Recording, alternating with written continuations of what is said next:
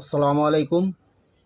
আমি বাংলাদেশের একজন ক্ষুদ্র নাগরিক হিসাবে কিছু কথা বলছি।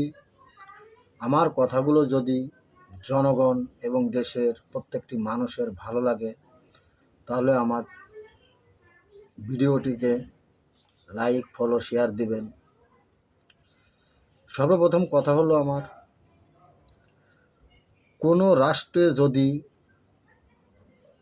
কখনো কোনো সরকার পরিবর্তন হয়, অস্থায়ী সরকার বলেন আর অন্তর্বর্তীকালীন সরকারই বলেন, যেটাই বলেন না কেন, যেই ক্ষমতা আসুক, সর্বপ্রথম তার কাজ আইন প্রশাসককে সঠিকভাবে সুনির্দিষ্ট করে নিয়ন্ত্রণ করা, দেশ ভালোভাবে যাতে আইনের গতিতে পরিচালনা হয়। আর বাংলাদেশে শুরু হয়েছে